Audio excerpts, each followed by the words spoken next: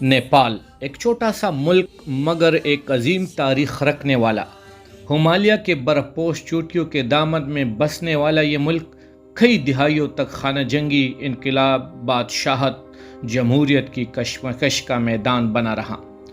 آج ہم جانیں گے کہ نیپال کے انقلاب نے کس طرح تاریخ کا رخ موڑا اور آج نیپال کہاں کھڑا ہے۔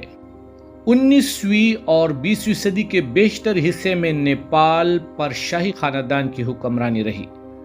راجشاہی کو طاقتور سمجھا جاتا تھا، لیکن عوام میں غربت، بے روزگاری اور بنیادی سہولیات کی کمی بڑھتی جا رہی تھی۔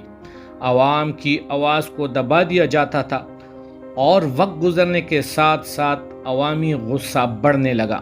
1996 میں ماؤن نواز باغیوں نے حکومت کے خلاف مسلح جدوجہد کا آغاز کیا۔ 10 سالہ خانہ جنگی میں 17,000 سے زائد لوگ مارے گئے، ہزاروں بے گھر ہوئے۔ یہ جنگ نیپال کی تاریخ کا سب سے خونریز دور ثابت ہوئی۔ عوام ایک طرف شاہی حکومت سے تنگ تھی تو دوسری طرف خانہ جنگی نے ان کی زندگی اجیرن کر دی تھی۔ 2001 میں نیپال کا سب سے ہولناک سانحہ پیش آیا۔ شاہی محل میں ولی عہد دیپندارا نے اپنی والد بادشاہ، والدہ ملکہ اور شاہی خاندان کے 8 افراد کو قتل کر دیا۔ اس واقعے نے پورے نیپال کو ہلا کر رکھ دیا۔ عوام نے بادشاہت پر اعتماد کھو دیا۔ 2006 میں لاکھوں عوام سڑکوں پر نکلے۔ جانا آندولن یعنی عوامی تحریک نے بادشاہ گیانیندارا کو گھٹنے ٹیکنے پر مجبور کر دیا۔ آخر کار نیپال میں بادشاہت کا خاتمہ ہوا اور جمہوریت قائم ہوئی۔ 2008 میں نیپال کو ایک سیکولر جمہوریہ قرار دیا گیا۔ نیپال کو نیا آئین بنانے میں سال لگے۔ آخر کار 2015 میں نیپال نے آئین منظور کیا، جس میں اسے ایک وفاقی جمہوریہ قرار دیا گیا، مگر سیاسی انتشار ختم نہ ہوا۔ آئے دن حکومتیں ٹوٹتی بنتی رہی۔ معاشی مسائل، بدعنوانی اور سیاسی عدم استحکام نے عوام کو مایوس کر دیا۔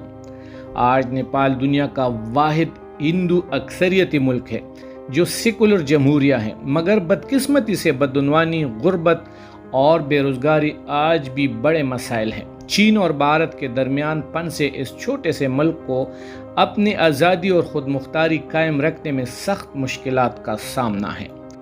عوام آج بھی اس انقلاب کے ثمرات کے منتظر ہے جس کے لیے انہوں نے قربانیاں دی تھی۔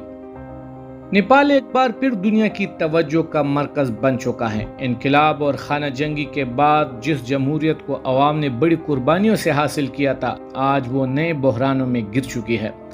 2025 میں نیپال کی سڑکیں نوجوانوں کی نعرے سے گونج رہی ہے، حکومت ڈگمگا رہی ہے اور عوام پھر ایک بار تبدیلی کے منتظر ہے۔ یہ سب کچھ اس وقت شروع ہوا جب نیپال کی نئی نسل یعنی جین زی نے بدعنوان سیاستدانوں کے خلاف آواز بلند کی۔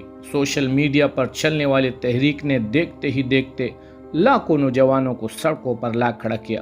ان کے مطالبے تھے شفاف حکومت، بدعنوانی کا خاتمہ اور حقیقی جمہوریت، مگر حکومت نے احتجاج روکنے کے لیے سخت اقدامات کیے۔ سوشل میڈیا پر پابندی لگا دی، انٹرنیٹ سروسز محدود کر دیے گئے اور پولیس کو طاقت کے استعمال کا حکم دیا گیا، مگر یہ کریک ڈاؤن الٹا عوامی غصے کو اور بڑھا گیا۔ جلد ہی احتجاج پرامن نہ رہا، پولیس اور مظاہرین کے درمیان جھڑپیں ہوئی، آنسو گیس، لاٹھی چارج اور گولیاں چلی، درجنوں افراد مارے گئے، سینکڑوں زخمی ہوئے۔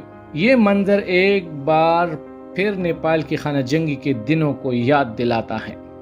شدید عوامی دباؤ کے بعد بالآخر وزیر اعظم KP شرما اولی نے استعفیٰ دے دیا اور ہیلی کاپٹر میں بیٹھ کر اپنے ملک سے فرار ہو گیا۔ یہ لمحہ عوامی تحریک کی بڑی کامیابی تھا، مگر سوال یہ تھا کہ اس کے بعد نیپال کی قیادت کون سنبھالے گا۔